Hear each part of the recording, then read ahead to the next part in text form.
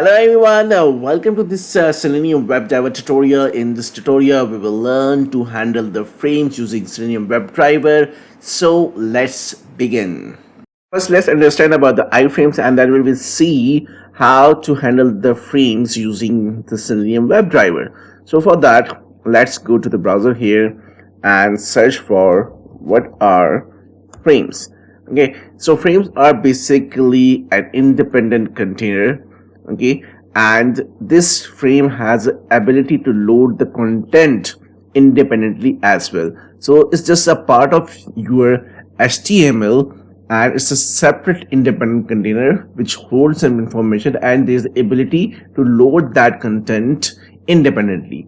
Now let me search for the internet Heroku app, and we need to go towards the frame. So let me click on this one, and there are two types of frames. One is simply we call as iframe, and the second one is known as nested frames. So in this tutorial we will only cover iframe, and in our upcoming tutorial we will cover the nested frames. So let me click on this one.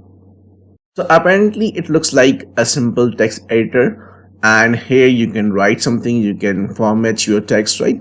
So as a Selenium automation engineer, what comes into your mind? You see, this is a kind of editor. Let's suppose if you want to type something here, you will inspect this element, and after inspecting this element you will send some data into this particular text area, right? So let's try this one, and let me open the Eclipse here, and here in automation scripts, let me create a new class, and automating, or simply we will write handling frames, and let's check the main method here. Click on finish here, and let me copy some initial code from here, and let me copy this one, and let's paste this code here. Okay, and first we will change the URL. So URL is basically /iframe. Let me copy this one from here, and let's go back to the Eclipse, and here let's paste this particular URL. Now, as a simple automation engineer, as a beginner, what we will do, we will go to the application. Okay, we will just click on this one, go to the inspect, and we will inspect this one, right? And as we are using selector sub, so I will be clicking on this one, and you see that we have this frame XPath, we have this relative XPath. So let me select this relative XPath and use this one to identify. So simply what we will do is that driver dot find element by dot XPath, and we'll pass this XPath here, right? And what we need to do, simply send keys, and we need to send some text here, right? So this is usually and as a beginner we do, right? And let me go to the end of this code here, so that there's one bracket missing here, and let me terminate this statement, right? Till there is an issue, so there is a starting bracket from here, then we have starting bracket at the end, right? So we don't need a bracket here, and we just fix this one, right? And let me run this one and see what happens here. So let's see, it will open the browser, it will go to this particular iframe page, and from there ideally it should type here, but this is not the case here, right? And if I go here and go to the Eclipse, we see that there is an exception here, right?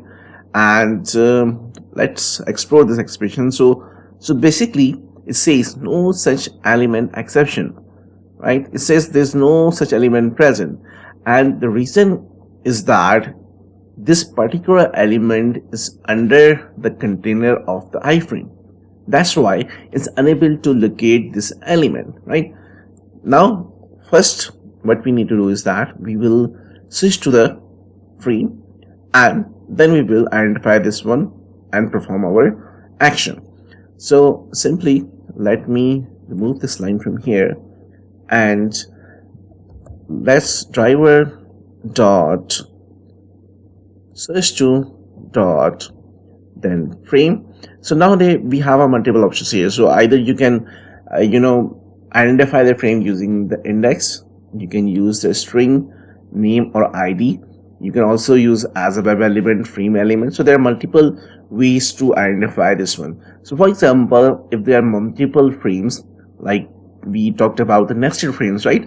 So nested frame means that there are multiple frames, and in that particular case you might need to identify the frame using this frame with the index. Right now I will be using the string, because if I go here and let me scroll up a bit here, so let's inspect this again, and here you can see that this is under the iframe and we have this iframe ID. So ID is always the best option to use, right? So let me copy this ID from here, and that's the reason I was using that particular method here, right? So once we have switched to the frame, now we can actually inspect that element and we can perform some action. Okay, so for that, driver dot find element by dot XPath. So I'm using XPath again so that you can see the difference, right? So let me go here and let me inspect this one again, and here if I go here and click on this inspect here, and you can see that we have this XPath here, right? So let me click on this one and let's go here. Okay, so once we find this one, we can perform multiple actions here. The first thing here we need to do is that we need to remove this thing from here, right? And then we can type something here. Okay, so in this regards, let's go here and save this into the web element, and I will say Iframe text box. Though it's not a text box, it's a text area, but just for sake of giving it a name. And let's import the web element here, and let's copy this one from here, and now we can access the methods. Just click on the dot and just click on the clear, and now what we will do is that we need to send some data here. So let's use the send key method here, and I am writing a new text into the text area inside the frame, right? So I want to write this text here. So in order to see how the execution occurs, so let me put some thread.sleep here. Though this is not a good practice, we will learn about the different weights available into the Selenium, but right now, for the sake of showing you how this script works, so let me insert and let me throw the declaration here, and after finding this element, wait for 5 seconds, then clear, then wait for 5 seconds, and then let me click on this one, right?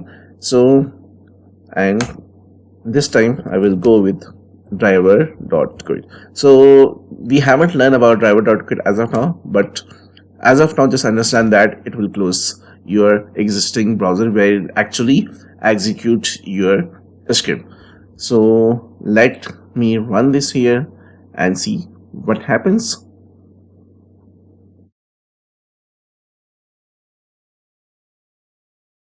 So the frame page has been loading successfully here, and we'll wait for 5 seconds here, and then it will type here, but nothing happens here. And let's go here and we see that we still got no such element exception. Right? So this means though we have successfully switched to the frame, but still we are unable to locate here, right? So reason is that there might be some problem with the XPath, right? So what I'll do is that I'll go here, and if I inspect this body here, so you can see that this contains an ID. So let's go with the ID this time and see, and hopefully this should work. So let me do this from here. What we will do is by dot id, and id is this one, and so let's run this again and see what happens. So ideally there might be some problem with the XPath, so this is a very common thing, right? So let's see, this time it should clear this one and return this one, but still we are facing some problem. The problem is with clearing the text. It typed some text, but it didn't clear the particular data, right? So for that, what I'll do is that I will go here and put a wait here. Okay, just because script is executing so fast, and that's why this method didn't get executed.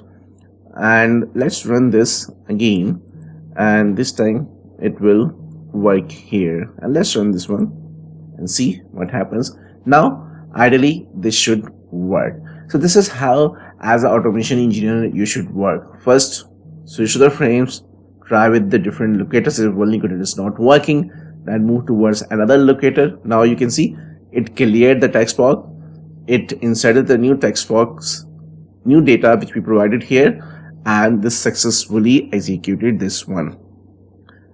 Now how this switch works basically, because we are in the whole HTML. If I go here, this is the whole HTML. So from HTML we switch to this particular iframe. So you can see this is HTML coming here, and this is a sort of container here. So this is a container. We switch to this container, and after switching, if we need to go back to the main context, how we can do that?